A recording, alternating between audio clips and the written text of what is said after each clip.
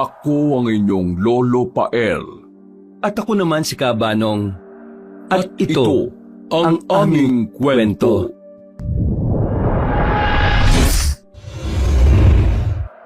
Nako, mukhang mamalasin na naman tayo ngayong araw. Hindi yan. Tingnan mo't maliwanag naman ang langit, oh. Umuulan siguro sa ibang parte ng Kamaynilaan pero dito sa atin, ayan at maliwalas eh. Dumali ka na naman. Nung huling beses na sinabi mong hindi uulan, ayun at binagyo tayo. Oo nagkamali lang talaga ang radar ko nung araw na yon. Pero ngayon, siguradong sigurado ako na hindi uulan. Ay naku, basta. Maghahanap na tayo ng masisilungan ngayon pa lang, ano? Ayoko namang magpalipas ng magdamag na nangangatog sa sobrang lamig dahil basang-basa tayo. Tama si Inay, Tay. Mas makabubuting ligtas na tayo. Umulan man, at least nakasilong na itong kariton natin. Ibig sabihin, hindi na tayo pupunta dun sa may palengke kung saan maraming karton? Tay, sayang din yun. Pang-almusal na natin bukas yung kikitain sa mga karton na yun eh. Sapat na ang kinita natin, Maymay. Makakatawid na tayo ng magdamag. May pangkape pa tayo bukas ng umaga. Huwag mo nang yakagin ng tatay mo at hindi yan marunong tumanggi. Inaalala lang naman ng anak mo yung kakainin natin bukas, Juana. Aanhin mo ang pagkain bukas kung pare-parehas na tayong inaanod ng baha, aber. Nay naman, grabe naman kayo mag-isip. Ayan nga ho at tirik ang araw ho. Hindi mo ba nakikita? Ayan at papunta na nga dito sa atin ang dilim. Ay nako, bahala kayong dalawa ng tatay mo. Basta kami nitong si Boy-Boy, hahanap na kami ng masisilungan. Teka muna. Saan naman namin kayo hahanapin pagkatapos namin magbenta ng karton? Aba problema nyo na yan. Gamitin mo yung radar mo. Sweetheart naman, didiskarte lang kami nitong anak mo. Mamaya pag-uwi namin, dadalang ka na lang namin ng Loming Batangas. O di ba, paborito mo naman yon. Sus, nang uto ka pa. Siya, sige na. Doon kami sa village tutungo. Village? Yung malapit lang dito? Paano ka makakapasok doon may bantay doon sa gate? Di wag dumaan sa gate. Paano? Lilipad kayo nitong si Boy-Boy. Haba, wala pa akong nakikitang flying kariton sa tanang buhay ko. Hanggang mamaya itong kamao ko magfa-flying dyan sa mukha mo. Malamang doon kami sa likod dadaan. Alam mo yung bakanting lote sa gilid ng Wendy's? May shortcut doon papunta sa village. Alam ni Maymay yun dahil dati na kaming nagawi doon. Talaga? Ako lang yatang hindi nakakaalam nun ah. Titira na pala kayo sa village hindi nyo malang ako isasama. Ay sus, ang drama. Pebrero ka nga talaga ipinanganak. O siya, sige na. Lumarga na kayo para hindi kayo abutin ng ulan. Hindi nga yan uulan. Tena nga, may anak. Baka mamaya maging drago na naman tong nanay nyo. Naiiling na lang ako't natatawa noon sa kakulitan ni Itay, Kabanong. Sanay na ako sa kanila ni Inay at aaminin ko na masaya ako sa pamilyang meron ako. Oo, mahirap lang kami pero kumpara sa iba, buo at ramdam ko ang pagmamahal sa amin ng aming mga magulang. Sa kalsada na kami nagkamali ng kapatid kong si Maymay, Kabanong. At hindi ako magpapaka-ipokrito kung sasabihin ko na kontento na ako sa pamumuhay sa kalsada at nagpupulot ng basura ng iba para mabuhay. Napag-aaral naman kami ng mga magulang namin. Masasabi ko na hindi rin kami sumasala sa pagkain dahil madiskarte naman talaga sina Inay at Itay. Pero sa kaloob-looban ko, naroon pa rin ang piping kahilingan na sana meron din kaming permanenteng tahanan at inuuwian. Ang lugar na siyang magiging proteksyon namin sa init ng araw at lamig ng tag-ulan. Pero baka ganun nga talaga.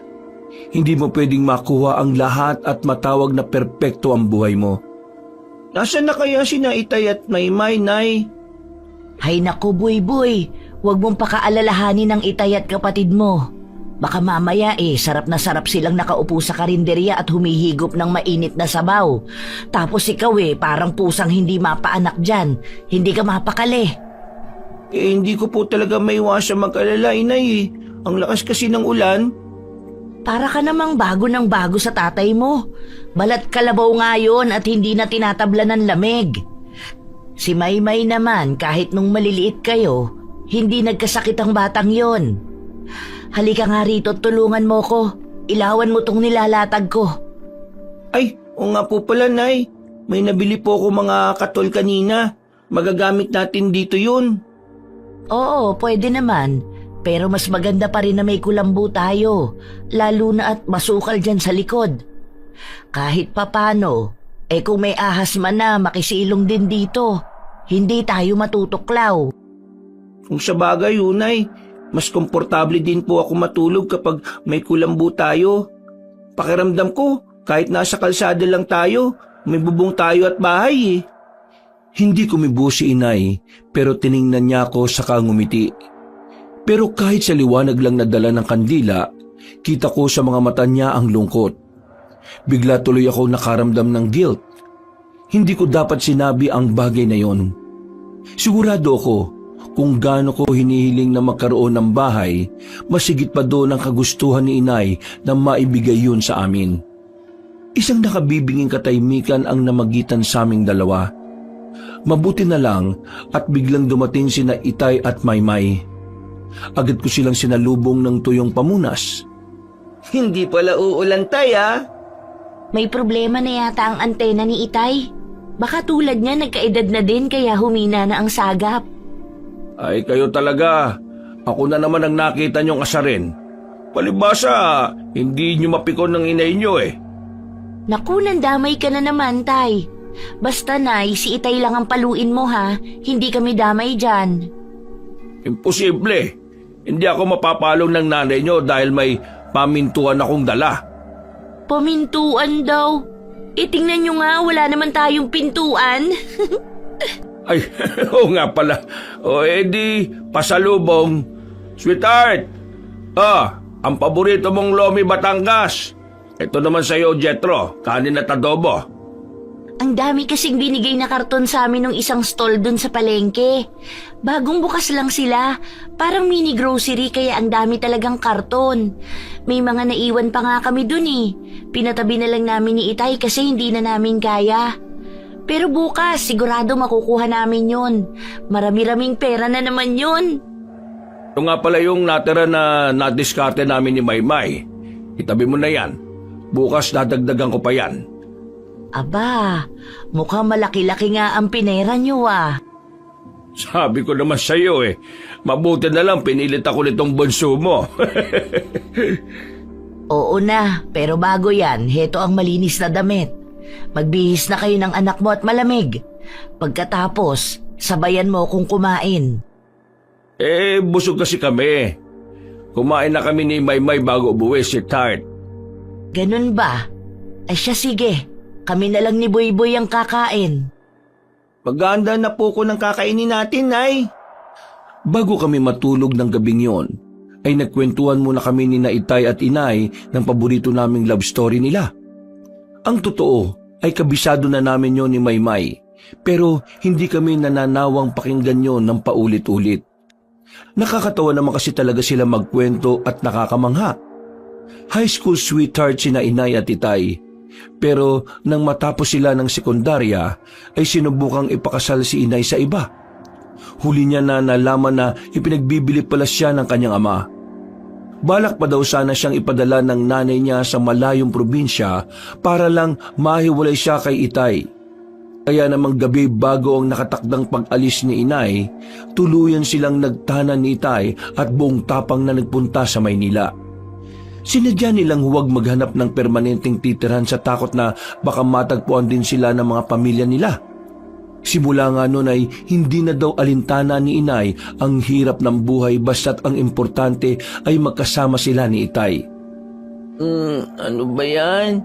Sino ba yung yugyug ng yugyug? Maymay, bakit malikot mo? Boyboy? Boyboy! Maymay naman eh. Kita nang natutulog yung tao eh.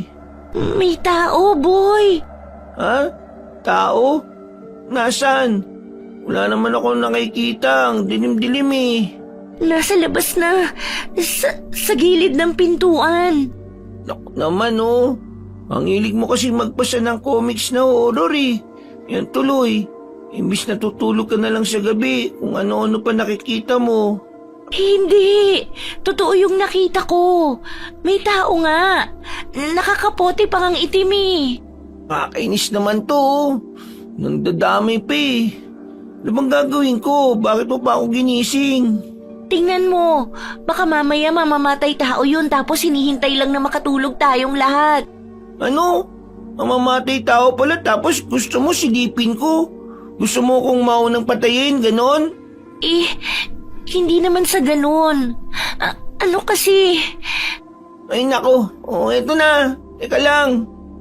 Saan na ba yung flashlight na yun? Ay, eto. Nasaan? Wala naman ah. Teka, saan galing yung flashlight mo? Nabili ko lang to kanina sa may bangketa. Ano, pwede na ba ako matulog ah? Sige, pero akin na yung flashlight. Ay nako, ayan na. Sa'yo na yan. Basta wag mo na akong gigisingin ulit ah. Oo na. Inis na inis ako kay Maymay ng gabing yun. Ang sarap pa naman ng tulog ko dahil malamig ang panahon. Inisip ko na baka bunga lang yun ng kanyang imahinasyon. Mahilig kasi talaga magbasa ng horror ang kapatid kong yun.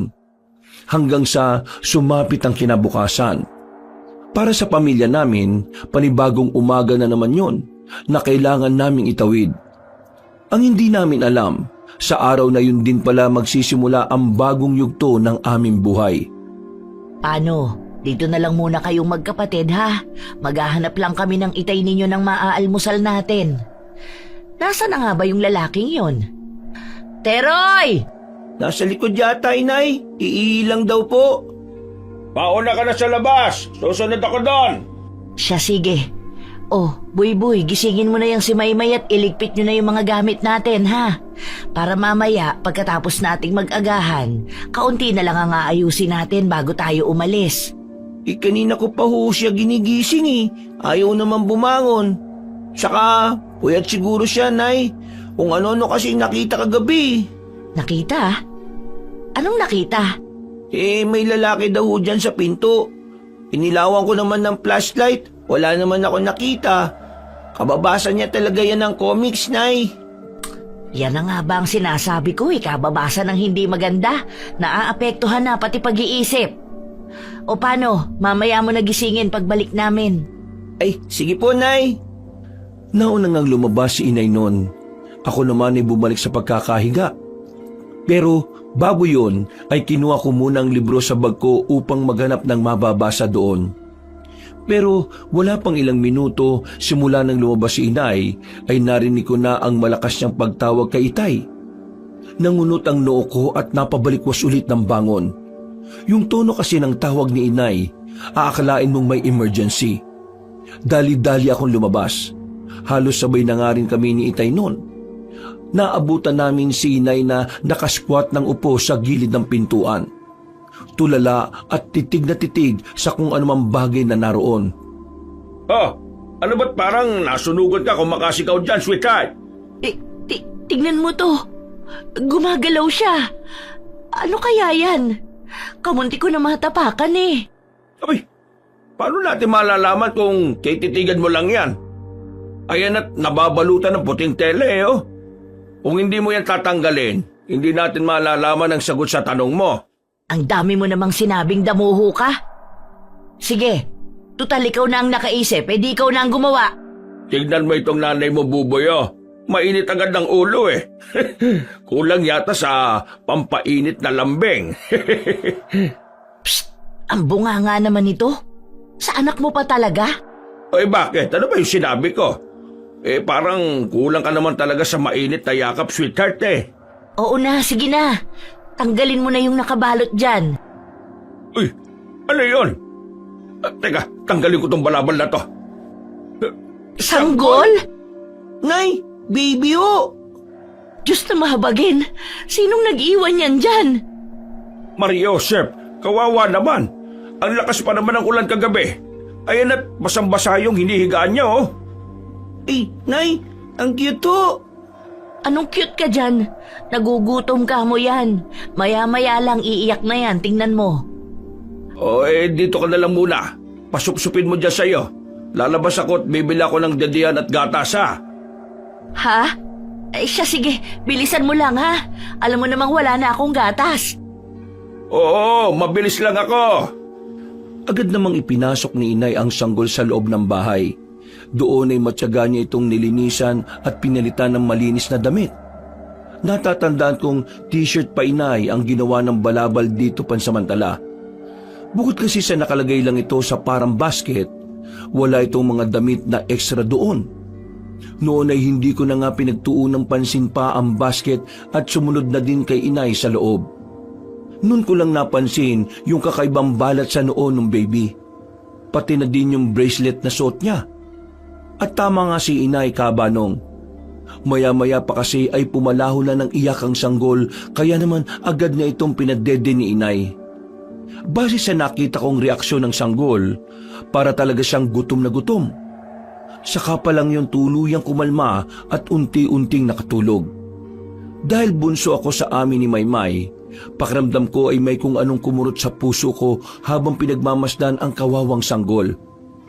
Bigla ay pinagpasalamat kong may mabuti kaming mga magulang. Naghihirap man kami at walang permanenteng bahay na matatawag, kailanman ay hindi ko naramdamang pinabayaan kami ni na inay at titay. Samantalang ang sanggol na yon, sa murang edad, ay inabandona at parang basurang itinapon lang sa kung saan. Hindi dapat kayo nagkukup-kup ng sanggol na hindi nyo alam kung saan nanggaling, inay. Ano ka ba naman, Maymay? Ikaw nga na ganyan nakalaki nangangailangan pa ng aruga ng magulang. Ito pa kayang sanggol na parang kapuputo lang ng pusod mula sa ina. Yun na nga ho, inay. Sarili niyang magulang itinapon siya. Bakit natin kukup-kupin? Mamaya may sa demonyo. Maymay, kung wala kang matinong sasabihin, mabuti pang itiko mo na lang yung bibig mo. Hindi nyo kasi ako naiintindihan Itay, Boy, hindi ba tama naman ako? Sa bagay na yan anak, pasensya ka na ha. Kakampi mo ako kaya lang parang mali na husgahan mo ang walang muwang na sanggol na ito. Ha? Grabe, hindi ako makapaniwala. Gusto ko lang naman na iligtas ang pamilya natin. Iligtas? Mula saan, Maymay? Sa sanggol? Ayan nga at kahit husgahan mo ang pagkatao niya hindi niya maipagtanggol ang sarili niya. Bahala ho kayo, inay, itay. Basta ako, hindi niyo ako mapipilit na tanggapin ang batang yan. At sa palagay mo naman ipipilit ko sa'yo kung hindi mo gusto. Basta't manahimik ka lang at huwag magsalita ng kung ano-ano. Kapag may naghanap sa kanya, ibabalik natin siya. Tamang inay mo anak. May dahilan marahil kung bakit siya napunta sa atin. Alam ng Diyos na mabubuti tayong tao. Kahit naghihirap tayo, hindi tayo kasing sama ng ilan. Sinadya ko manahimik na mga sandaling yon. Mag-aagahan na dapat kami kaya lang ay nauwi pa sa diskusyon. Wala akong gustong kampihan sa kanila. Sa murang isip ko ay batid ko ng parehas naman silang may punto. Nakikita ko ang awa at pusong magulang kina inay at titay. Pero hindi ko rin may tatanggi na may kakaibang takot sa mga mata ng kapatid ko na hindi ko pwedeng baliwalain. Matapang naman si Maymay, kaya nga nakakapagtaka kung bakit parang may kinatatakutan siya ng sandaling yon.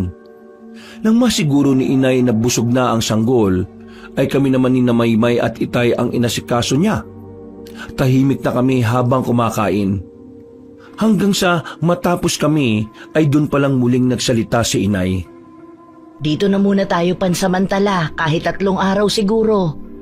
Baka bumalik ang may-ari ng sanggol. Sangayon ako sa iyo, sweetheart. Paano? Huwag ka na lang munang dumiskarte ha. Ako nang bahala. Sasama ako sa inyo, tay. Wag na, boy. Baka kailanganin ka ng inay mo dito lalo na kapag gising na yung sanggol. Si Maymay na lang ang isasama ko. Ganun po ba? Sayang ko kasi makakatulong din sana yung mga mapupulot kong pangbenta. Huwag ka nang sumama, bantayan mo si inay. Ha? O sige. Basta uwian mo ko ng pasalubong ha. Oo na, mukha ka talagang pagkain. O paano? Aalis na muna kami. Mag-iingat kayo rito ha. Babalik kami bago manangalian. Baka mabilihan mo ng diaper itong bata, kahit ilang piraso lang, para hindi mabasaan ng ihi niya ang mga sapin natin sa higaan. Hayaan mo at paglalaanan ko ng pera yung pambili ng mga gamit ng bata. Kita niyo niyan? Hindi niyo nga kami dinagdagan ni Boy kasi alam niyo na mahirap ang buhay natin. Tapos biglang may darating na sanggol at magpapaampon sa atin ng ganun-ganun lang? Maymay, anak, subukan mo na lang munang intindihin. Huwag kang magalala. Sisiguruhin namin ng nanay niyo na hindi kayo maapektuhan. Sa pamilya namin, Kabanong, hindi naman talaga kami pinagbabawalan ni na inay at itay na magsalita tungkol sa nararamdaman namin. Yun nga lang ang lagi nilang bilin, dapat ay alam din namin ang hangganan namin. Hindi pwedeng magsasalita kami ng nakakabastos na sa kanila. Marunong pa rin dapat kaming magkontrol at isipin ng maraming beses ang isang bagay bago lalabas sa bibig namin. Inay, sa palagay ko, natatakot lang si Maymay. Sa palagay mo? Saan naman siya matatakot? Ay, hindi ko po alam eh. Parang napansin ko lang na takot siya sa kung anong bagay. Ganun ba? Hayaan mo, kakausapin ko na lang siya ng malumanay. Mas mabuti pa nga ho, Nay. Ang alam ko naman, mabait si Maymay sa mga bata kasi yung mga kasama namin na namumulot ng kalakal, madalas niyang tinutulungan at binibigyan ng sobra sa kalakal niya. Kaya nga nagtataka ko bakit parang ayaw niya ho dyan kay baby. Ay, o nga po pala, Nay. Ano po ipapangalan natin sa kanya? Pangalan? Oo nga, ano? Sa palagay mo, pwede natin siya bigyan ng pangalan? Siguro ho. Kasi nasa atin siya eh. Kung di natin siya bibigyan ng pangalan, anong itatawag natin sa kanya? Sa bagay. Sige, mag-iisip ako. Pwede ho bang ako magpangalan sa kanya, Nay? Oo naman. Ano bang nasa isip mo? Gustong-gusto ko po kasi yung pangalan na Sofia. Parang ang ganda-ganda eh. Bagay naman po sa kanya kasi tingnan niyo, mamula-mula ang balat niya tapos ang ganda-ganda pa niya. Sofia. Aba, magandang pangalan nga ah. Sige, simula ngayon, siya na si Piyang. Piyang? Piyang o, Inay? Oo. Di ba Sofia ang pangalan niya? Di Piyang ang palayaw. Ay, yun lang. Buti na lang maganda yung pangalan na ibinigay ko sa iyo, Baby Piyang. Kahit mantot yung palayaw mo. At least, maganda naman ang pangalan mo, di ba? Hoy, anong maantot ka dyan? Maganda nga eh. Piyang-piyang. Nako, ayan na nga. Dinoble na din ang tawag sa iyo. Ay, nako, pagpasensya mo na si Inay ha. Mahilig talaga siyang magdoble-doble ng tawag eh. Rico, ngayon naman, bakit niyo ako inampasapit? Mabuti lang yan sa'yo. Maiging at nakadapa ka na. Kaliit-liit pa ni Piyang eh, sinisiraan mo na ako agad. Totoo naman po yung sinabi ko, Nay eh. Oh, Inay, ayoko na po ha. Masakit yan. Talagang masasaktan ka. Hala sige, tumayo ka dyan at magsaing ka bago kita haplitin ulit nitong sanga ng bayabas. Mamaya lang eh, nandito na ang itay at ate mo. Mag-aalauna na nang dumating sina Itay at Maymay. May dala na nga si Itay noon na isang malaking balot ng diaper pang baby. Bukod doon ay may isang lata pang gatas na kasama. Gulat na gulat kami ni Inay kung saan galing ang pinambili niya noon. Kahit anong isip ko kasi ay alam kong hindi kakasya ang pagbebentahan ng kalakal. Si Maymay naman ay wala pa rin pagbabago ang ekspresyon sa muka.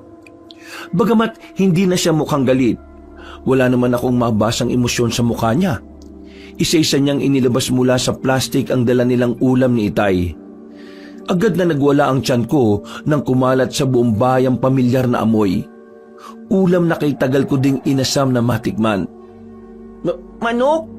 Pritong manok ba yan, May? Wala ka bang mata? Wow! Fried chicken nga! Ang sarap naman yan! Inay, kakain na ako! Manong magsandok ka na nang sabay-sabay tayong makakain. Maigi pa nga habang tulog ang bata. Siya ang ating Piyang, Teroy. Piyang? Aba, magandang pangalan. ikaw bang nagpangalan sa kanya, sweetheart? Palayaw langan sa akin. Itong si Buyboy ang nagbigay ng pangalang Sofia sa kanya. Ah, ganun ba? Bagay naman sa kanya ano? Oo. Pero teka nga, bago ko makalimutan, saan kayo kumuha ng pambili ng lahat ng yan? Hindi ka maniniwala, sweetheart. Alam mo, sa palagay ko swerte sa atin ang batang yan. Dumating lang siya puro grasya na inatanggap natin Hindi ko matukoy ang tinutumbok mong lalaki ka. Ako nga idiretsuhin mo, ano? Ay, teka ha? Oh, eto, tignan mo.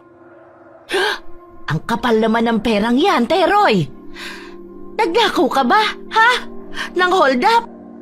Shh! Ano ka ba? Hindi. Bakit ko naman gagawin yon? Eto, bigay to ng isang lalaki. Nakasakay siya sa magarang sasakyan. Naawa daw siya sa amin dahil nakikita niya kaming babad sa ulanan nitong anak mo habang namumulot ng basura. Inutusan niya akong mamili sa palengke. Pagbalik ko, binigyan ako ng isang plastic. Akala ko nga kung ano laman Nagulat ako, maraming pera. Gamitin ko daw sa tama at sa pamilya ko. Talaga? Abay, napakabait naman ng lalaking yon. Ano bang pinabili sa'yo? Maraming atay ng baboy at dugo Magdidinuguan yata sila para sa isang komunidad. Akalain mo, ang daming pinabili, puro laman loob. Sigurado ka ba na hindi sila masamang tao, Teroy? Hindi. Paniwala ka sa akin. Mabait siya magsalita, sweetheart. Sige, pero wag na lang muna nating galawin yung pera na yan. Para kung sakali mang may kapalit pala ang pagbibigay nila ng ganyang karaming pera, pwede nating ibalik. Ikaw ang bahala. Sa ngayon, kumain na tayo at pangsaluhan natin yung nabili naming ulam ni Maymay. Siguradong mapaparami ang kain natin ngayon. Totoo yun, Kabanong. Halos tumaob ang kaldero ng tanghaling yon na dati naman ay napapaabot pa namin ang hapunan ng sinaing. Kahit si Maymay ay hindi may tatangging nagustuhan ng ulam. Alam ko dahil sabay kaming nangangarap na makakain ng ganoon noon pa man. Sa tuwing madadaanan namin ang establishmentong nagluluto ng fried chicken, nakukontento na lang kami sa pagsinghot ng aromang tangay ng hangin mula doon. Kaya nang sandaling yon, pakiramdam namin isa sa pangarap namin ang tuluyang natupad. Buong maghapon ay mas lumakas pa ang ulan. Nagpa siyang Itay na hindi na umalis. Sa halip ay inayos na lang namin pansamantala ang pintuan ng abandonadong bahay na yon. Tay, bakit kaya ang tahimik ng lugar ng mga mayayaman, no?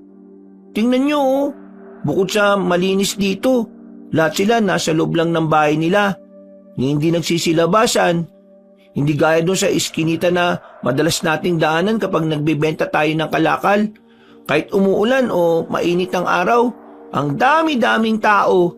Ang iingay nila. Ibang-iba talaga ang ugali ng mahihirap sa mayayaman, anak. Ikaw ba? Anong mas gusto mo? Mas gusto ko yung ugali ng mayayaman, Itay. Hindi sila nakikialam sa buhay ng iba. Hindi gaya dun sa iskinita, maraming mayayabang. Akala mo sa kanila yung daan Ikaw talaga. Kaya magsikap ka para sa ganitong lugar mo maitira yung magiging pamilya mo. Walang ingay, walang nagbuburahan, at malayo sa masasamang impluwensya. Nako, kayo muna ni Inay ang ititira ko sa ganito, Itay, no? Hindi ako magpapamilya hanggat hindi pa kayo sa ganito nakatira ni Inay. Ay sus, ikaw talaga Akin na nga yung tali para matapos na tayo dito sa tolda na ito. Ay, ito po Itay O sige, hilahin mo at hawakan maigi ha. Ay, oo nga pala Boy. Ipapaalala ko lang na hindi mo kami obligasyon ng inay mo. Ang gusto namin, pagbutihin niyo ang mga buhay ninyo para sa hinaharap. Alam naming nasa maganda kayong kalagayan. Oo na po, Tay. Lagi naman po ninyong sinasabi yan Pero ang gusto namin ni Maymay, maging maayos ang buhay natin balang araw. Itay, hindi lang kami. Dapat pati kayo. Ay, teka. Tay, may tao ho. Tao? Saan? Baka isa sa mga nakatira dito. Siguro, pero bakit sa likod ng puno siya lumabas, Tay? Ano? Likod ng puno? Ikaw talaga. Hayaan mo na sila. Nakikisilong lang tayo dito eh. Huwag mong tingnan at baka paalisin tayo ng wala sa oras. Tay, para kasing sa bahay na to siya nakatitig eh. Ay, yan na nga ba sinasabi ko eh. Huwag mo kasi silang tingnan. Teka, nasan ba? Andun oo. Oh, nasaan na yun?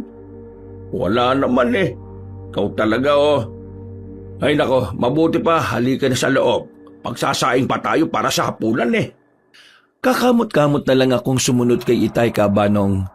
Bago tuluyang pumasok ay muli kong binalikan ng tingin ng katapat naming bahay.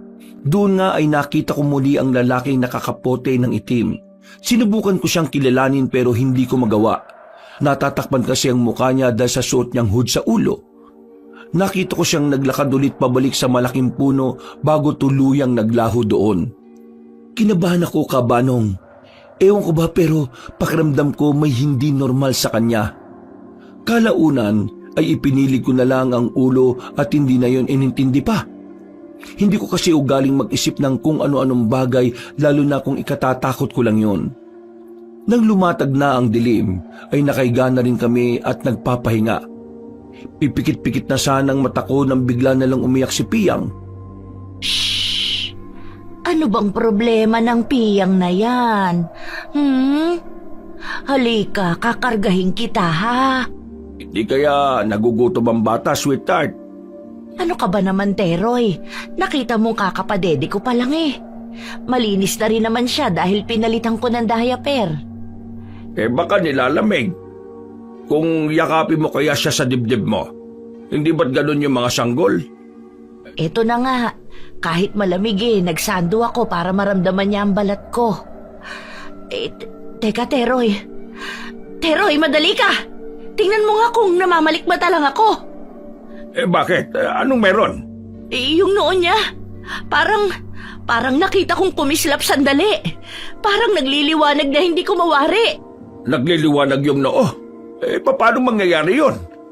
Hindi ko nga alam eh. O ayan, tingnan mo. Abay, oo nga. Ano yun? Inay, ang baho ho. Nakakasuka ang amoy. Parang nabubulok na mapangit, amoy dumi ng baboy. Hindi, may paparating. May paparating, Inay, Itay. Nang biglang may ingay kaming narinig mula sa likuran ng bahay. Malakas ang ulan pero dinig namin ang mga nag-uunahang yabag. Paikot-ikot yun sa amin na sinasabayan pa ng mayat-mayang hagok ng animoy baboy. Nakiramdam kami. Ungot pa din ng ungot si Piyang noon. Pakiramdam ko ay tulad namin natatakot din siya.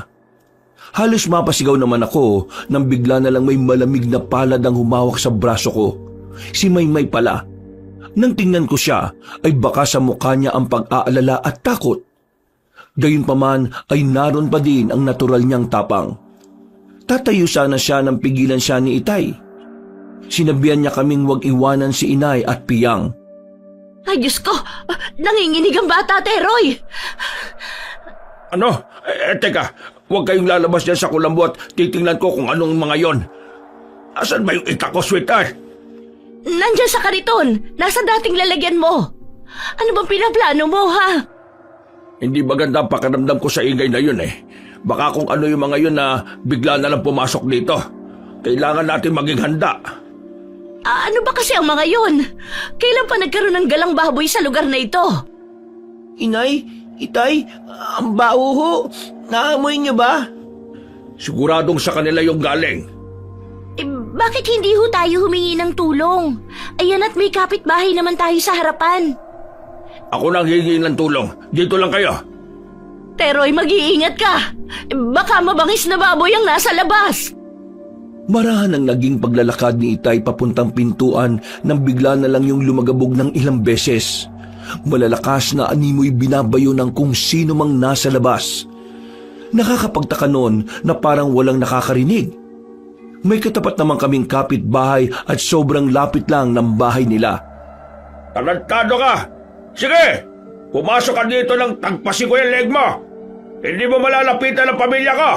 Dada ka muna sa bangkay ka! Isang mahina ngunit galit na angin ng kung anong nilalang sa labas ang pumuno sa loob ng bahay na yon. Halos umurong lahat ng pwedeng umurong sa akin noon, Kabanong. Nininervyos talaga ako at pakiramdam ko ay nagiinit ang buong mukha ko dahil sa takot. Bukod sa sigaw ni Itay at nakakatakot na angil ng kung anong hayop sa labas, dinig na dinig ko din ang malakas na lagabog ng dibdib ko ng sandaling yon. Bigla ay napadasal ako ng kung anuman ang pinagdaraanan namin ng sandaling yon, sana ay hindi kami pabayaan ng Diyos. Panginoong Mahabagin, bakit hindi sila tumitigil? Ano bang mga yan, Teroy? Bakit dumami pa yata sila? Masisira na ang pintuan. Anong gagawin natin? Basta dyan lang kayo. Hindi ko kayo pababayaan. Yan na nga ba sinasabi ko eh. May sa demonyo ang batang yan, inay. Yang sanggol na yan ang pinupuntahan ng mga halimaw na yan dito. Pwede ba, Maymay? Nagagawa mo pang husgahan ng sanggol sa ganitong sitwasyon? Bakit pa kasi bulag na bulag kayo sa katotohanan, inay? Ako lang ba ang nakakakita ng totoo rito? Sinabi kong manahimik ka na! Namalayan na lang namin na nasa loob na ng bahay ang dalawang malaking baboy na kulay itim. Halos walang kumikibo sa amin noon. Nakikipagtitigan lang kami sa namumulang mga mata ng mga baboy. Nakikiramdam sa gagawin nilang pag-atake. Nang walang ano-ano'y bigla na lang tumayo si Maymay. Hindi siya napigilan ni inay nang bigla niyang kunin ang sanggol mula sa bisig nito at ilapit yun sa dalawang baboy. Gulat na gulat kaming lahat sa ginawa niya. Maging ako ay hindi makapaniwala na makakaya niyang gawin yon sa isang musmos na sanggol. Pero mukhang tama siya. Ang sanggol nga talaga ang target ng mga kakaibang baboy. Sasakmali na sana ng isang baboy si Piyang nang bigla na lang sumugod si Itay, dala ang itak niya. Hindi ko makakalimutan yung samot-saring takot, galit at pangamba na nararamdaman ko ng gabing yun, Kabanong. Malakas at panabay na napasigaw si Inay at Maymay. Wala akong magawa. Umatras ako sa dulo ng higaan at doon ay yumuko ako sa dalawang tuhod. Ko. Tinakpan ko ang dalawang tenga at kalaunan ay niyakap ang sarili. Hindi ko alam kung gaano katagal ako sa ganoong posisyon, Kabanong. Namalayan ko na lang na may yumayakap na sa akin at nagsasabing maayos na ang lahat. Ano bang iniisip mo, ha, Maymay? Ganyan ka na ba kawalang puso at pati sanggol gagawin mong pamain sa mga halimaw? Muntik nang ikapahamak ng Itay mo ang padalos-dalos mong desisyon. Patawad ho, inay. Hindi ko naman akalain na nasusugod ang Itay. Ama na yan, Juana. Mabuti na lang at maayos naman tayong lahat. Mabuti na lang kamo at may nagmagandang loob na tumulong sa atin para maitaboy ang mga baboy na yon. Paano kung wala? Hayaan mo na. Sigurado naman akong may natutunan ng panganay natin sa nangyari. Tama ba, Maymay? Patawad ho, Itay. Anak, mahirap lang tayo pero hindi tayo kriminal. Hindi namin kakayanin ng inay mong magpahamak ng ibang tao lalo na't musmus pa. Naintindihan namin na gusto mo lang ding protektahan ang pamilya natin. Pero magagawa naman natin yon nang hindi na kinakailangang makapanakit pa sa iba. Hindi ka namin pinipilit na gustuhin si Piyang. Pero sana, tratuhin mo man lang siyang tao. Aaminin kong maging ako ay sumama ang loob kay Maymay ng sandaling yon. Lalo na nang matitigan ko ang inosenteng mukha ng natutulog na sanggol. Wala siyang kamalay-malay na muntik na siyang maging hapunan ng isang mabangis na hayop.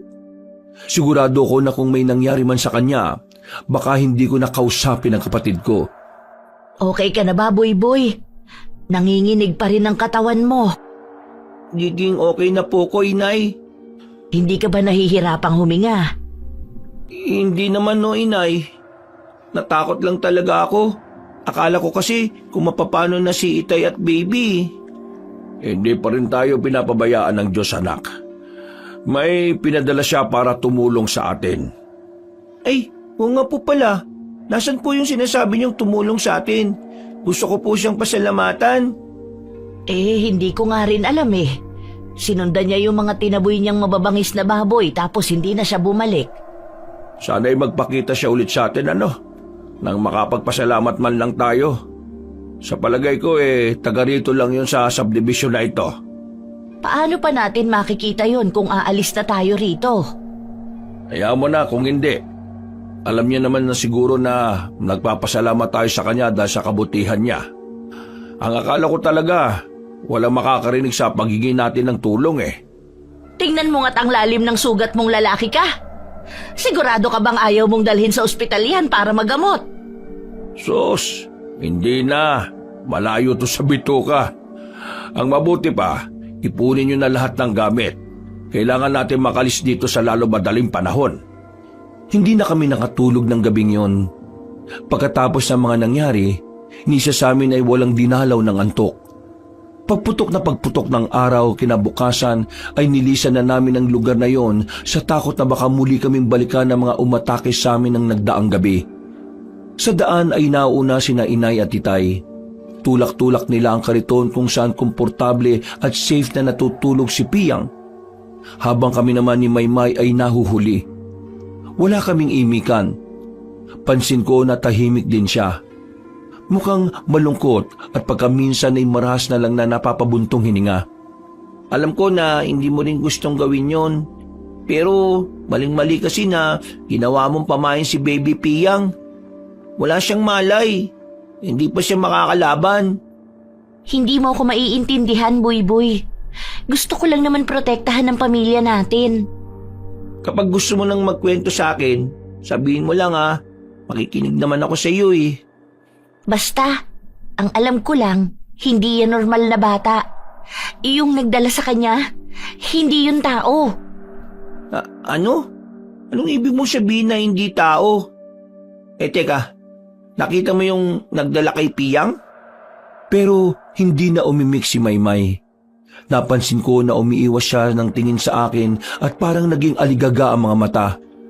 Sinundan ko ang tinitingnan niya pero wala namang ibang tao sa paligid. Ramdam ko na may tinatago sa amin ang kapatid ko. At kung ano man yon, isa lang ang nasisiguro ko. Hindi yun madali para kay Maymay pero pinipili niyang suluhin sa takot na walang maniniwala sa kanya. Ay nako, hindi mo kailangang suluhin yan, Maymay. Pamilya tayo, no?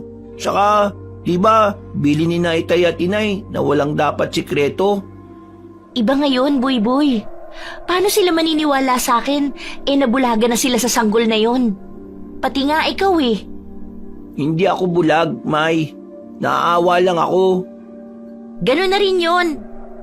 Magkaiba yun. Naiintindihan kita. Gusto ko lang maging patas at alam kong ganun din sila inay. Tumigil ka na. Ayoko ng pag-usapan. Gagawin ko na lang ang makakaya ko para protektahan ang pamilya natin laban sa mga alagad ng dilim na yun. Hindi lang naman ikaw ang may gustong protektahan ng pamilya natin Lahat tayo magtutulungan. Hindi na siya kumibo at nagpatuloy na lang sa paglalakad. Malikot pa din ang mga mata niya at pagkaminsan ay natutulala sa isang direksyon na parabang may nakikita siyang hindi kaaya-aya doon. Naawa ko kay Maymay Kabanong. Gusto ko siyang damayan pero hindi ko naman yon magagawa kung hindi siya magsasabi ng problema niya sa akin. Sa uli ay pinili kong iparamdam sa kanya na kakampi niya pa rin ako at naiintindihan ko siya. Kahit naman hindi kami ganon ka-sweet tingnan, aaminin kong mahal ko ang kapatid ko dahil siya lang naman ang meron ako maliban kina inay at itay. Hapon nang ikagulat ko kung saan kami manunuluyan. Kahit papaano ay nakaramdam ako ng excitement, Kabanong. Yung kasi ang unang beses na masasabi kong kahit hindi permanente, may matatawag kaming maayos na tutulugan. Ligtas sa anumang banta ng panganib at higit sa lahat may kuryente. Wow! Totoo po ba ito? Dito tayo tutuloy, Nay? Tay? Oo anak, 1 linggo na ang binayaran namin ng inay nyo dito. Napagpasya naming gamitin yung pera na ibinigay ng estranghero para sa kaligtasan natin, lalo na ni Piyang. Paano po yung karito natin? Nakatabi na. Ipasok nyo na lahat ng gamit natin dito. Yung importante lang, ha? Opo, Inay. Nakakatuwa naman. May TV po, oh. Pwede ba natin gamitin yan, Tay? Abay, oo naman. Kaya nga nandyan yan eh. Pagtsagaan na lang natin yung higaan. Pang 2 tao lang yata yan eh. Sa lapag na lang po kami ni Maymay. Diyan na po kayo sa kama kasama si Baby Piyang. Ikaw talaga. Advance ka palagi mag-isip. Paano? Tulungan mo na akong ipasok dito yung mga gamit natin. Maymay, halika, tumulong ka ha. Oho, Itay. Sa daan ay hindi ko maiwasang kulitin si Maymay. Hindi ko kasi mapigilan ng saya na nararamdaman ko. Pero hindi tulad ng dati na sasabayan niya ang kakulitan ko. Nang sandaling yon ay naiirita siya. Kung hindi niya ako babaliwalain, titingnan naman niya ako ng masama o hindi kaya ay hahampasin niya ang daliri kong sumusundot sa tagiliran niya. Tumigil ka na nga, Boy. Isa pa, babaliin ko na yung daliri mo. Sungit mo naman. Masaya lang naman ako eh. Ikaw ba hindi? Anong nakakatuwa dito?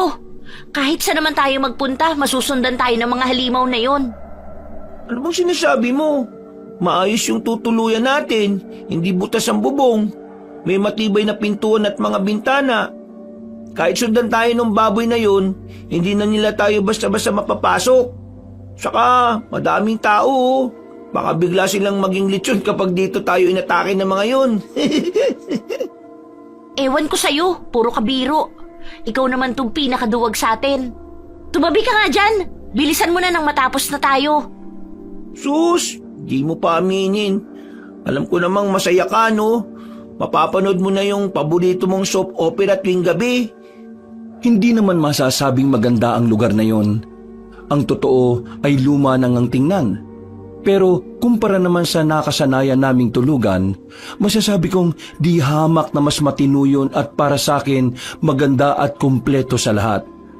Hindi na namin kinailangan tumakbo sa gasolinahan kapag kinakailangan naming maligo o magbawas dahil may sariling banyo sa loob ng kwarto. Hindi na din namin kailangan kumain sa karinderya para lang makanood ng TV ng libre kahit ilang minuto lang dahil may sarili din yung TV. Mga bagay na matatawag ko ng luho para sa musmus kong kaisipan noon. Tay, nakikita mo po ba yung lalaki sa may di kalayuan? Ha? Lalaki? Sino? Saan? Andun oo, nakatayo sa katapat na establishmento. Nasaan na ba? Natakpan ho ng dumaang sasakyan. Parang siya yung lalaki na nakita ko kahapon habang nag-aayos tayo ng trapal dun sa sirambahay sa may subdivision eh. Talaga? Nasaan ba? Ayan, umalis na yung sasakyan. Bakit wala naman ako makita? Nawala na naman ho siya, Tay. Nakakapagtaka lang. Nakakaputi pa din siya ng itim at nakatakip ang ulo niya ng hood. Hindi naman umuulan. Sigurado ka ba? Opo, nakatingin na naman siya dito sa bintana natin kanina eh. Ganun ba? O sige, ang mabuti pa isara mo na yung bintana at manood ka na lang ng TV. Ako nang bahalang tumingin kung may kahina-hinalang umaaligid dito sa bahay natin. Sige po, Tay. Hindi talaga maganda yung pakiramdam ko sa kanya eh. Akala ko kahapon kapitbahay lang natin dun eh. Pero ngayon parang kakaiba na ho. Huwag ka mag-alala. Nandito naman ako. Hindi ko kayo pababayaan. O sige na, bantayan mo yan si Piyang at mag-aasikaso naman kami ng inay nyo ng ilulutong pagkain. Sinunod ko na lang si Itay kahit ang totoo ay kakaba-kaba ako. Nahaluan patuloy ng takot yung excitement at tuwa na nararamdaman ko ng sandaling yon. Tulog si Piyang sa kama ng sandaling yon. Si Maymay naman ay kalalabas lang sa banyo at nagpupunas pa ng buhok. Ako na ang nagbukas ng TV bago maingat na dumapa sa tabi ng sanggol para manood. Hanggang sa hindi namin namalayan ng oras dahil sa pinapanood namin. Madilim na nang muling bumuhos ang malakas na ulan. Sinabayan pa yon ng malalakas na kulog at kidlat. Naku, magigising na yata siya. Maymay, pakitingin mo lang siya oh. Tatawagin ko lang si Inay at Itay ah. Uy! Ano ba? Oo na, bilisan mo lang ah. Oo, doon lang naman sila sa labas nagluto eh. Bawal daw kasi dito dahil uling ang gamit natin. Baka magising siya eh. Kung pumupunta ka na kaya, Ito na nga. Madali akong tumayo at tinungo ang labas. Nakita ko naman sina inay at itay sa dulong pasilyo ng lugar na yon. May mahaba kasing parang lababo doon at doon sila nagluluto. Halos tumakbo na ako makalapit lang ng mabilis sa kanila. Hindi kasi ako pwedeng sumigaw dahil may mga tao din sa ibang kwarto. Hindi naman sila makatingin sa gawi ko kaya hindi rin ako makasenya sa kanila. Inay, magigising na ho yata si Piyang. Umuungot kanina eh. tatapikin mo lang ng dahan-dahan o kaya padededehin. Hindi ba biniling ko na sa'yo kanina? Nay, natatakot ho kasi ako. Baka umiyak. Oo nga naman. Alam mo naman yung bunso nating itong si Boy-Boy eh. Anong alam niya sa sanggol?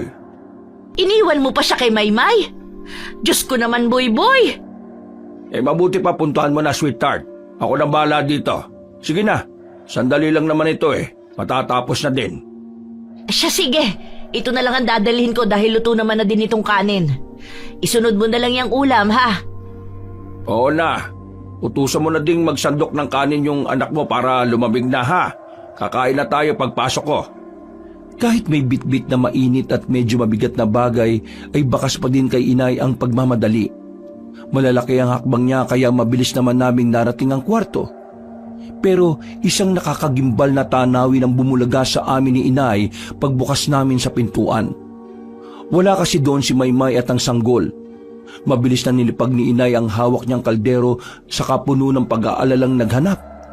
Ako naman ay sandaling nagloading habang nakatayo pa din sa pintuan. Paano'y dalawang mabalasik at namumulang mga mata ang nakita kong sumilip sa saradong bintana. May itim na kamay at matutulis na kukuding pilit na pumapasok sa bakanting lalagyan ng jealousy. Gusto kong sumigaw sa takot, Kabanong, pero parang nalulun ko ang sarili kong dila. Hindi rin ako makagalaw dahil parang ipinako ang mga paa ko sa lapag. Para kong hihimatayin doon sa takot lalo na kapag muling sumisilip yung nakakakilabot na mga mata. Kahit ngayong naaalala ko yung muli ay kinikilabutan pa rin ako. Isa yun sa trauma ko na hindi ko na magagawang kalimutan kahit kailan, Kabanong. Boy-Boy! Tay, may tuno. Ha? Teka, saan bang... Maymay! Diyos ko po! Nasaan ang batang yun at si Piyang? Maymay! Anong nangyayari? Nawawala ba sila, ha? Hindi ko alam kung nasan sila. Hindi naman natin sila nakitang lumabas ng kwartong ito. Boy-Boy, magsalita ka nga. Nasaan ang ate mo at si Piyang? Ano bang tinuturo mo sa bintana? Ha? Balugang may malaking mata! May baluga! Ano yun, ha? Alimaw! Alimaw siya, Tay! Siya yung kumuha kina Maymay at Piyang! Ano? Ano bang sinasabi ninyo, ha? Natahimik at napatigil sa pagsasalita si inay nang tuluyan niyang makita kung ano ang nasa labas ng bintana.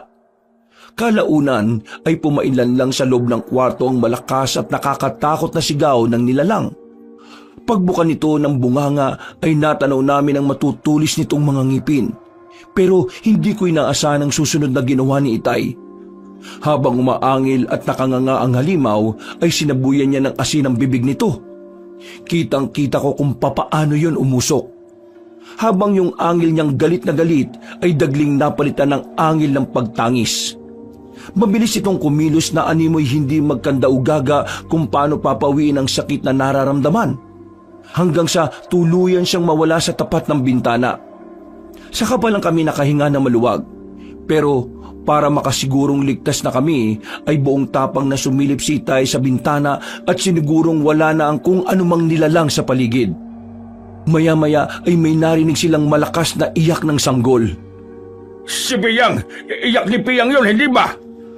Oo, tama ka. Nandito lang yung iyak niya. Pero, nasaan sila? Maymay! Maymay!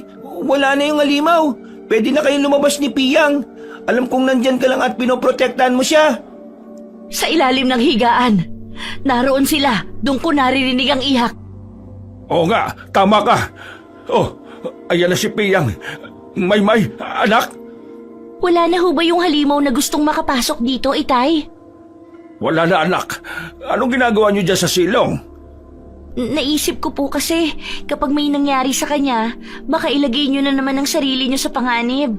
Kaya heto, prinotektahan ko na lang siya mula sa halimaw na yon. Kahit kagagaling sa nakakakilabot na senaryo ay kusang gumuhit ang ngiti sa labi ko. May parte ng isip ko ang nagpapasalamat pa dahil iniwan ko si Piyang kay Maymay. Nang sandaling yon ay umaasa ako na yun na ang simula para maging malapit sila ng kapatid ko. Samantala, agad namang sinarhan ni Itay ang butas sa bintana. Inalayo din namin ang higaan mula doon. Kahit pare-parehas pa din kaming puno ng takot at kalituhan sa mga nangyayari, pinilit naming kumain ng gabing yon. Ang akala ko, Kabanong, dahil may maayos na kaming tutulugan ay magiging mahimbing na ang tulog ko. Pero hindi. Bawat kaluskos o kaunting ingay lang ay nagigising ako at nanginginig. Yun na nga yata ang tinatawag nilang trauma. Hanggang sa napansin kong parang hindi rin mapakali si Maymay. Hindi ka rin makatulog? Paano ako makakatulog? Ang daming nakapaligid sa atin. Ano? Anong nakapaligid? Nakita mo? Hindi ko kailangan makita, Boy. Simula ng kupkupinin na Itay at Inay ang sanggol na yun, dumating na rin sila. At dumarami pa. Hindi kita maintindihan, Maymay eh. Mga nilalang sila ng dilim. Alam ko dahil sobrang bigat ng enerhiya nila. Sukang-suka ko.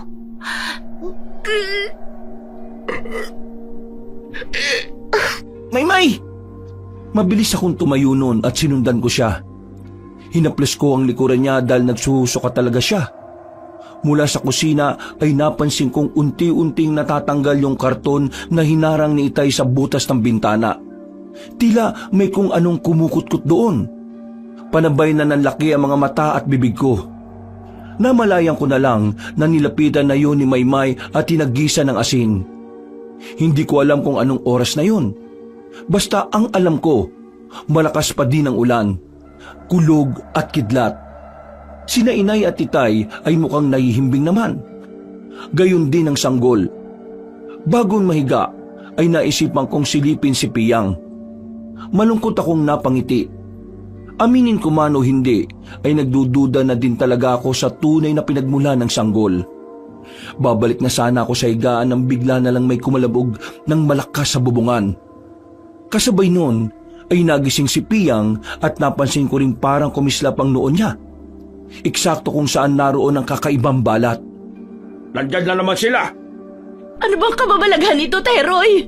Diyos ko, hindi na natapos. Hindi ko rin alam, sweetheart. Mabuti pa tingnan ko. Hindi! Dito ka na lang. Munti ka na mapahamak nung nakaraang gabi. Hindi naman siguro makakapasok dito kung ano man yung nasa bubungan na yan. Tama ho si Inay, Itay. Saka marami naman hong nanunuluyan din dito. Imposibleng hindi nila marinig yan. Inay, yung noo ni Piyang, parang... Hindi! Nagliliwanag! Anong nangyayari? Kasabay noon ay may magkakasunod na angil na mga nilalang sa bubong at labas ng bintana na sinundan pa ng alulong na mga aso ang narinig namin. Nakapagtataka din dahil bukod sa mga ingay na yon, wala kaming naririnig na ingay mula sa mga kapitbahay namin doon. Hanggang sa tila may nagkagulo na sa bubong. Parang mga pusang nag-aaway. Ganun na ganun ang kalabugan nila. Nagabulan at tila mga nasasaktang mga angil. Hanggang sa tuluyang yung huminto ulit. Nang tahimik na ay sakalang kami binitiwan ni na Inay at Itay. Makakayakap kasi kami noon sa ibabaw ng higaan nila. Hihinga pa lang sana kami ng maluwag, pero sa gulat namin ay bigla na lang may kung anong mahabang bagay ang pumasok sa butas ng bintana. May itim na tila maninipis na tali. Saka ko napagtantong buhok pala yun nang mahawakan ko na habang pinipigilan yung hatakin si Inay. Dumiretso kasi yun ng palupot sa mga bisig ni Inay na nakahawak kay Piyang. Maya-maya pa ay may isa pang mahabang bagay ang pumasok ulit at umikot naman sa paa ng sanggol. Hindi! Anong bagay ba to? Buhok! Buhok yan, Itay! Mag-iingat kayo! Hawakan niyo maigi! Huwag niyong bibitiwan ang inay ninyo! May kukuhain lang ako! Maymay, si Piyang, hindi ko na siya kayang hawakan. Tulungan mo ko. Mabibitawan ko na siya, anak. Maymay, ako na kay inay. Kunin mo si Piyang, bilis! Akin na ho siya, inay. Itay! Bilisan niyo ho! Hindi na namin kaya! Sobrang lakas niya! Lumakas ang pag-iyak ni Piyang dahil sa mga nangyayari. Shh! Huwag kang matakot, ha? Hindi kita bibitiwan. Buwisit kang buhok ka. Teka. Oo nga, tama. Tingnan natin kung hindi ka umalis, buwisit ka. Maymay, ano yan? Lighter? Anong gagawin mo? Ano pa? Kung nakakagalawang bagay na to, ibig sabihin may pakiramdam din yan. Tingnan natin kung hanggang saan ka tatagal buwisit kang buhok ka. Hetong sayo! Pero hindi agad nasunog yung buhok na gumagalaw at humahaba. Para yung may sariling proteksyon. Kahit nang subukan ni Itay na kutsilyuhin, guntingin at kahit gamitan pa ng itak, tumatalbog lang ang mga yon, Kabanong. Desperado na kaming lahat. Nagdurugo na din kasi yung pinagkakapitan ng buhok sa braso ni Inay at sa binti ni Piyang. Nang biglang kuhain ni Itay yung pinagsawsawan namin ng ulam. Toyo yun na may kalamansi at sili. Ibinuhos niya yun sa buhok. Saka lang namin yung nakitang umusok. Muling kumuha si Itay ng kalamansi. Piniga niya yun sa palad niya, saka inihawak sa buhok. Umusok yun at naglabas ang nakakasulasok na amoy. Kasabay noon na isang malakas na angin mula sa labas ang pumailan lang. Naalis ang pagkakakapit noon kina Inay at Piyang pero muling may pumalit na mas makapal pang buhok. Sa pagkakataong yon ay hindi na namin alam kung ano ang gagawin. Tuluyan nung napaikutan ng sanggol at naagaw sa amin. Hindi! Si Piyang! Anak ng... teka, babawiin ko siya! Itay, wag na ho! Itay, huwag kayong lalabas! Ano ba kayong dalawa, ha? Kapatid niyo yon! Hayaan niyo nga ako! Inay, si Itay! Bakit hindi niyo man lang pinigilan? Kilala ko ang tatay ninyo, Maymay. Hindi yan napipigilan. Pero baka mapahamak ho siya. Itay, pakiusap. Itigil niyo na ho ang paghihiwa sa kalamansi na yan. Isipin niyo naman kami. Kailangan din namin kayo. Kung sakaling sa inyo mangyari ang bagay na yon, naniniwala ko na may isang tao din ang magsasakripisyo ng sarili niyang buhay para iligtas kayo. Kaya tumabi ka, Maymay. Umalis ka sa pintuan. Hindi ako aalis dito, Itay. Natahimik lang kami nang biglang tumahimik sa labas. Nawala ang malakas na iyak ni Piyang, maging ang mga kakaibang angil. Ang totoo ay kinakabahan kami. Nakikiramdam sa mga susunod na mangyayari. Sa likod ng isip ko noon, kahit masakit isipin, ay inakala ko na natangay na si Piyang ng kung anumang halimaw na yon. Umiiyak na ako nang sabay-sabay kaming napasigaw dahil biglang may kumatok sa pintuan. Malalakas yun at sunod-sunod. Nahintakotang napatras si Maymay mula doon. Si Itay naman ay buong tapang na lumapit sa pintuan. Kahit sinesenyasan namin siyang huwag yung buksan ay hindi siya nakinig sa amin. Hinawakan niya ng maigpit sa kanang kamay ang itak saka unti-unting pinihit ang seradura. Nakamba ng itak ni Itay nang mapagbuksan ang nakatayong bulto. Hawak noon sa mga braso si Piyang. Piyang? Sino ka? Ikaw? Pakiusap, pwede bang pakikuha ng sanggol? Ha? Oo naman. Akin na si Piyang. Maraming salamat. Itay, nawalan siya ng malay. Teka, duguan ang ulo niya. Wala! Sweetheart, madali ka! Kunin mo si Piyang at tutulungan ko ang binatang ito na maipasok sa kwarto natin. Dali! Ano? Pero Itay! Boy, tulungan mo ang Itay mo. Ikaw naman, Maymay, ayusin mo ang higaan. Bilis! Ho! Kumilos ka na! Oo, Inay. Itinatago ko lang ang nararamdaman kong kaba ng gabing yun, Kabanong. Kahit nanginginig ang katawan ko ay pinilit kong makalapit kay Itay upang tulungan siya. Hindi ako pwedeng magkamali. Siya yung lalaking madalas kong nakikitang nakatitig sa bahay. Yun na yun ang suot niya. Pero kung totoo ang hinala namin na iniligtas niya si Piyang laban sa mga halimaw, mali ang hinala ko na masama siyang tao. Ang isiping yun na lang ang tuluyang nagpakalma sa akin kahit sa likod ng isipan ko alam kong may kakaiba sa kanya. Paano natin siya magagamot, Nay? Wala tayong kahit ano dito para sa sugat. Bahala na. Basta't ang importante, malinisan ang sugat niya at mapigil sa pagdurugo. May kape naman dyan. Yan na lang siguro muna ang ilagay natin sa sugat niya. Tama ka. Ako na ang maglalagay nito sa sugat niya pagkatapos yung linisin. Wow, Itay, tingnan mo yung suot niyang damit, oh. Kakaiba, ang tigas. Bakal yata to eh. Para siyang sundalo nung sinaunang panahon. Hindi nga normal yan. Baluti yan, anak. Taga saan kaya tong taong to? Bakit niya tayo tinulungan? Naalala ko na, Teroy. Ganyan na ganyan ang suot nung tumulong din sa atin sa subdivision nung inatake tayo ng malalaking baboy. Hindi kaya siya yun? Hindi malabo, sweetheart. Tinulungan niya tayo ngayon eh. Hindi kaya guardian angel siya ni Piyang, Inay? Oo nga pala. Kumusta si Piyang? Maayos naman na siya. Nakapagtataka lang kasi ang alam ko, may sugat siya sa binti kanina. Nung tiningnan ko, wala na eh. Wow, baka pinagaling din siya nitong guardian angel niya. Hindi yan guardian angel, Buy-Buy. Isa yang alagad ng dilim. Sila ang dahilan kung bakit tayo sinusundan ng mga halimaw na yon. May. Totoo naman ho, Itay. Bakit ba ayaw niyong tanggapin na simula nang mapunta sa atin ng batang yan kung ano-anong kababalaghan ang nangyari sa atin? Dati hindi naman ganito ah. Kahit saan tayo matulog, kahit sa sementeryo pa nga, wala naman nakakakilabot na nangyari sa atin. Ako lang ba talagang nakakakita ng mga nangyayari? O ayaw niyo lang ho tanggapin? May, hindi kami tanga ng Itay ninyo. Alam namin kung ano ang sinasabi mo. Kung ganon, bakit patuloy niyong pinoprotektahan ng batang yan? Isasakripisyo niyo pa ang buhay niyo para sa kanya? Paano naman kami ni Buy-Buy? Malalaki na kayo, May. Matatapang kayo at madiskarte sa buhay.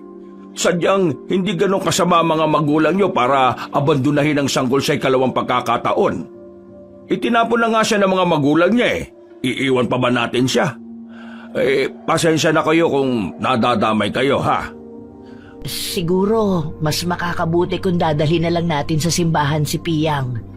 Kung magiging maayos ang sitwasyon doon, baka iwanan na lang natin siya sa bahay ampunan ng mga madre ang nag-aalaga.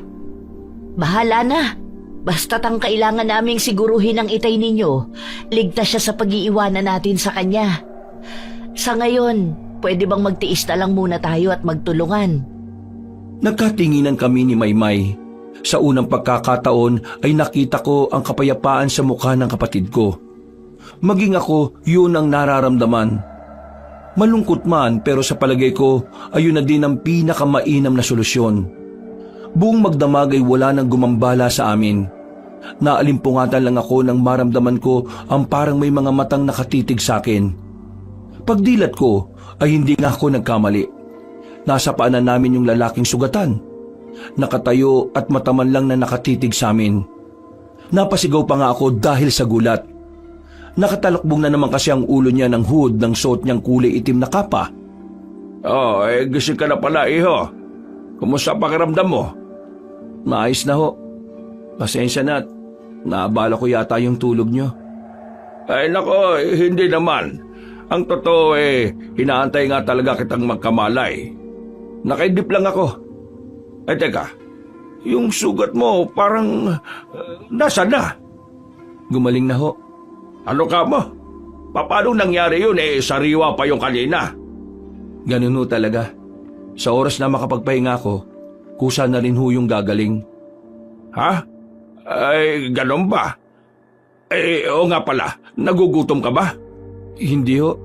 Nauuhaw? Hindi rin ho. Maraming salamat ho. Kung ganun baka pwede na kitang makausap tungkol sa ginawa mong pagtatanggol sa amin. Maraming salamat nga pala. Hindi niyo kailangan magpasalamat sa akin. Ako dapat ang gumagawa niyan dahil sa ginawa niyong pagkupkup at pag-alaga sa anak ko. Anak mo? Anak mo si Piyang? Oo. Yun ang palayaw na ibinigay namin sa kanya. Sofia ang totoong pangalan niya. Itong si Buyboy ko ang nagbigay nun sa kanya. Pero, totoo ba? Anak mo siya? Paano at bakit mo inabando na sa labas ng sirang bahay na yun? Paano kung hindi namin siya nakita? Delikado yun. Sweetheart, Pasensya na ho kayo. Wala na akong pagpipilian ng araw na yun Naabutan nila ako. Hinang-hina ako noon kaya hindi ko na magagawang protektahan ng anak ko. Kailangan ko siyang iwan at ilayo sa akin para maprotektahan habang inililigaw ang mga kalaban. Kalaban? Bakit ka may kalaban? Yun ba yung mga kakaibang nilalang na nanggugulo sa amin? Pasensya na ho. una pa lang alam ko nang may kakaiba. Pwede ka bang maging tapat sa amin, iho? Tama ang asawa ko. Kailangan naming malaman kung ano ang mga kinakalaban namin. Mga aswang ho ang mga yon. Ang totoo, mga kalahi ko ho sila. Halos malulun ko ang dila sa narinig ng sinabi ng lalaki, Kabanong. Sina Inay at Itay naman ay makahulugang nagkatinginan. Gaya ko ay hindi makapaniwala sa mga narinig nila. Pakiramdam ko, pati mga laman loob ko ay nanginginig ng sandaling yon. Makailang beses akong napalunok habang titig na titig sa lalaki. Aswang. Isa siyang aswang na nagkukubli sa katawan ng tao para makisalamuha sa amin. Nang mapatingin ako kay Piyang na nooy payapang natutulog, parang piniga ang puso ko, Kabanong.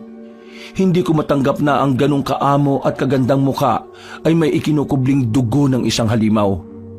Sinasabi ko na nga ba Nung gabi pa lang na nakita kita sa labas ng bahay na yon, alam ko nang halimaw ka at ang sanggol na yan. Patawad Hindi ko rin gustong mapatpad sa lugar na ito Pero tulad ng mga magulang mo na hindi kayo kayang pabayaan, hindi ko rin pwedeng hayaan na lang ang anak ko. Papatayin siya ng kalahi ko. Gagawing alay dahil hindi nila matanggap na ang susunod na magmamana ng trono ay hindi purong dugo ng aswang. Anong ibig mong sabihin na magmamana ng trono at hindi purong dugo ng aswang? Prinsipyo ako sa mundo namin na hindi sinasadyang nagkagusto sa isang dalagang tao. Palihim kaming nagmahalan at nagbunga ngayon ng isang sanggol. Napatay na nila ang mahal kong si Ana. Matapos maisilang yung anak namin. Alam kong hindi sila titigil hanggat hindi nakukuha ang anak ko. Kailangan ko siyang protektahan laban sa kanila. Pero kailangan ko ng tulong niyo. Huwag mong idamay ang pamilya namin sa gulo ninyo. Paano kung may isa sa amin na napahamak? Mapapalitan mo ba ang buhay namin? Maymay, ano ka ba naman? Hindi ka ba naawa sa kanila? Hindi dapat kinakaawaan ng mga halimaw, Buyboy. Hindi mo ba alam na pagkain lang tayo ng mga yan? Nagkakamali ka, Iha. Hindi namin pinakikialaman ang lahi ninyo. Kung ganon, bakit ka nakialam ng dalaga sa mundo namin? Binuntis mo pa. Ikaw ang gumawa ng problema mo. Lutasin mong mag-isa. Anak, maayos siyang nakikiusap sa atin. Maaring hindi mo naiintindihan kung saan siya nanggagaling dahil hindi ka naman isang ama. Iho, ano ba pangalan mo? Jetro, yun na lang kung itawag niyo sa akin. Jetro, ako si Teroy. Ito naman ang asawa kong si Juana. Si Buyboy ang bunso kong anak at si Maymay ang panganay namin. Ikinagagalak ko makilala kayong lahat. Maraming salamat to at sa kabila ng katotohanan tungkol sa amin ng anak ko, hindi kayo natakot. Ay, kung alam mo lang, iniisip na lang namin itong asawa ko na matatapos din ang panggagambala ng mga yun sa amin. Kaya lang mukhang hindi ka agad-agad Huwag ko kayo mag-alala. Gagawin ko ang lahat ng makakaya ko basta maprotektahan ko lang kayo. Sa ngayon, kailangan ko lang ng panahon. Pipilitin kong kumbinsin ang aking ama. Alam kong nasulsulan lang siya ng tiyuhin ko Walang problema sa amin, Jetro. Ang kailangan ko lang matibay-tibay na proteksyon. O kaya safe na lugar para sa amin. Nabanggit mo rin lang na mga aswang kayo. Marami naman siguro akong mahahanap na panlaban sa mga kalahibong yon. Abay, sikat na sikat kayo sa mga kwentong bayan. Ay, Diyos ko. Hindi pa rin ako makapaniwala sa mga nangyayari. Ang akala ko sa telebisyon lang nangyayari yung mga ganito eh. Hindi nagpaabot ng liwanag si Kuya Jethro doon at umalis na din. Pero bago yon, may sinabi siya sa aming ligtas na lugar kung saan kami pwedeng manatili pansamantala. Pero hindi tulad ng naunang plano, hindi na itinuloy ni na Inay at Itay ang pananatili sa lugar na yon ng 1 linggo. Kinaumagahan lang ay muli kaming naglakbay papunta sa lugar na pinag-usapan ni na Itay at Kuya Jethro. Seryoso ho ba kayo, Inay, Itay? Iiwanan talaga natin dito itong kariton? Wala tayong magagawa, Maymay. Hindi naman pwedeng isakay yan sa bus. Bakit ba kasi kayo naniniwala sa lalaking yon? Isa ho siyang halimaw. Hindi kayo dapat nagtitiwala sa kanya. May, pakiusap naman anak. Kahit ngayon lang pabayaan mo kami magdesisyon ng inay mo. Itay, itong karito na ho ang naging tahanan natin. Bakit basta na lang natin iiwanan dito to? Paano kung mawala yung mga gamit natin dyan? Sinisiguro ko sa yung hindi mawawala ang mga yan, ha? Ligtas dito. Kung maiwan na lang kaya ako dito para bantayan itong karito natin. Hihintayin ko na lang na... Hindi pwede, Maymay. Sige na, kunin mo na lahat ng importanteng gamit na gusto mong kuhanin.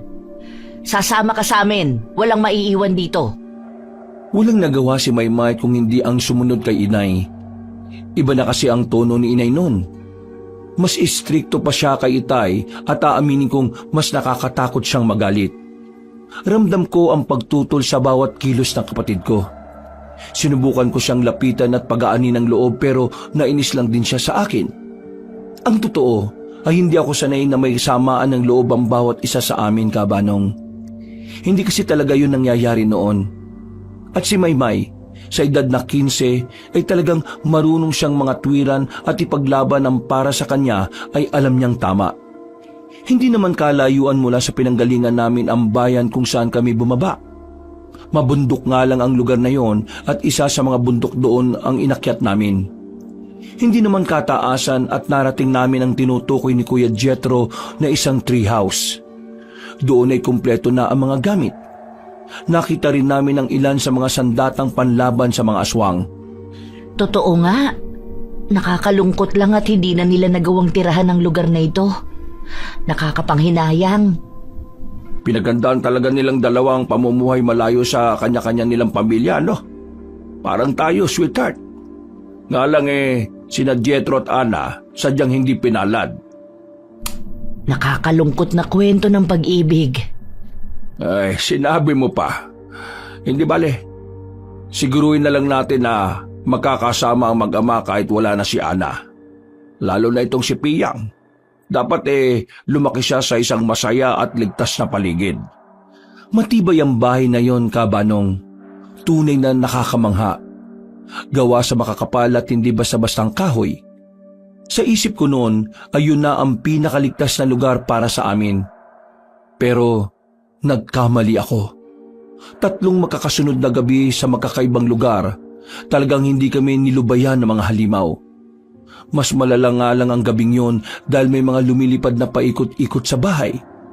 Nang subukan kong silipin sa bintana ay halos himatayin ako.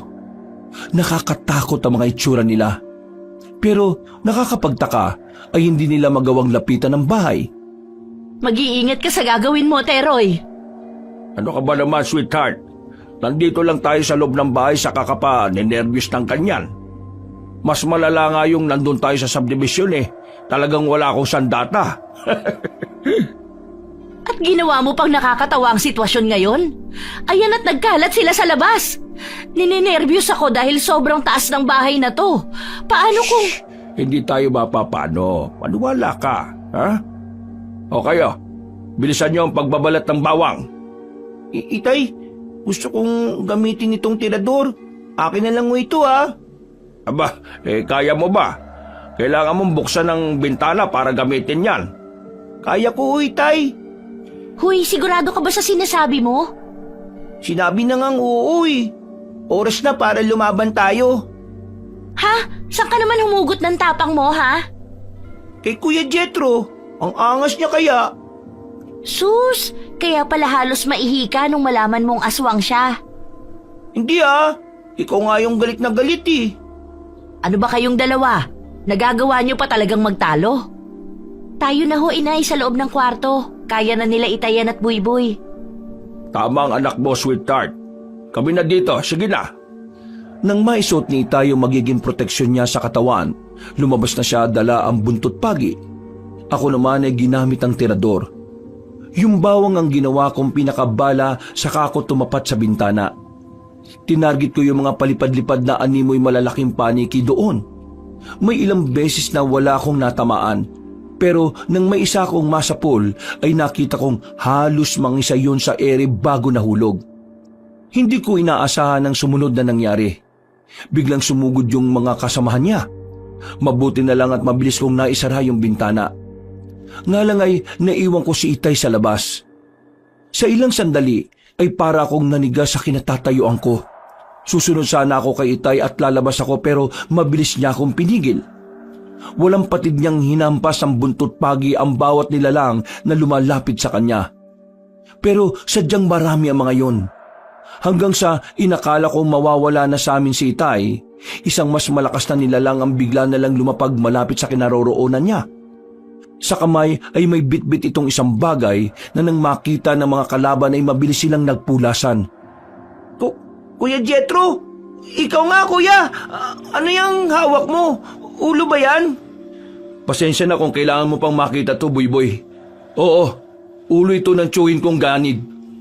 Ulo ito ng tsuhin kong ganid. Tapos na. Nanalo na ako. Wala nang gagambala. Naku tay, si Kuya Jethro oh. Teka sandali. Tulungan mo akong alisin ang suot ko. Diyos ko, malalim ang sugat niya sa tiyan at dibdib. Sige, ipasok natin siya sa loob, bilis. Gagaling naman siya kagad, di ba tay? Oo, yan din ang pinaniniwalaan ko. Itay, bakit kulay itim yung dugo na lumalabas sa dibdib niya? Hindi ko alam, anak. Isara mong maigi yung pintuan, ha? Mang Teroy, Ay, huwag ka magsalita. Bumubulwak ang dugo eh.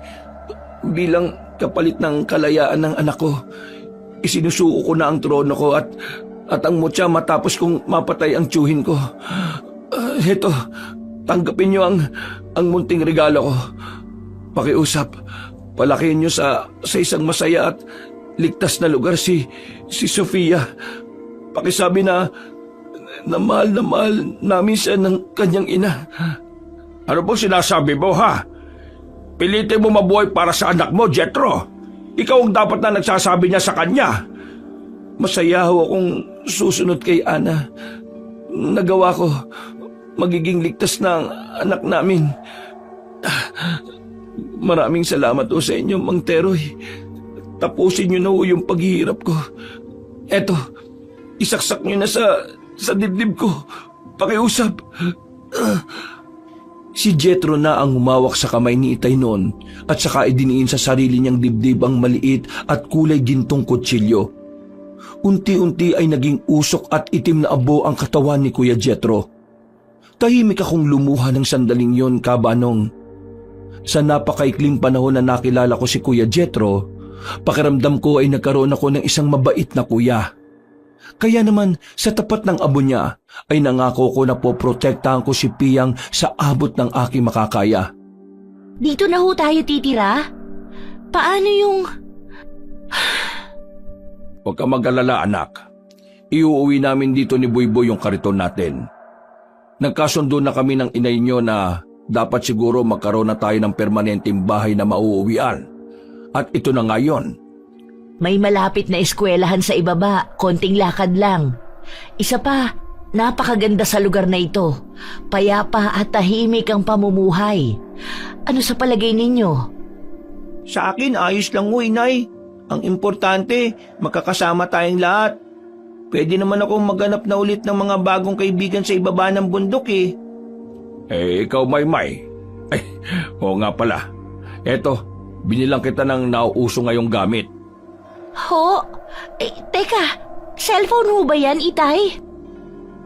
Yun ba yung tawag dyan? Napansin ko kasi kahit nung nasa Maynila pa tayo may mga ganyang gamit ang mga kadalagahan doon. Sobra-sobra naman yung ibinigay na gantimpala ni Jethro para makapagsimula tayo ng bagong buhay. Basta, gamitin mo sa tama yan, ha? Wow! Iingatan ko ho talaga ito, Itay. Maraming salamat po. Ang daya naman. Bakit si Maymay lang, Tay? Nagtampo ka pa naglalaro ka pa nga ng mga sipit sa damit. Inay talaga oh.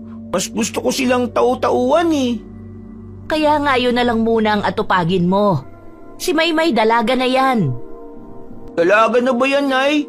Parang bata pa din kung magmaktol. Alam na. Baka toyo din ang ginagawang juice ni Maymay gaya ng inaylin niyo. Aray! Tenga ko naman, sweetheart. Huwag yung patilya ko. Hindi mo naman Toyo pala ha? Halika nang matikman mo kung anong lasa ng sinasabi mong juice. Sa ngayon ay 15 anyos na si Piyang Kabanong.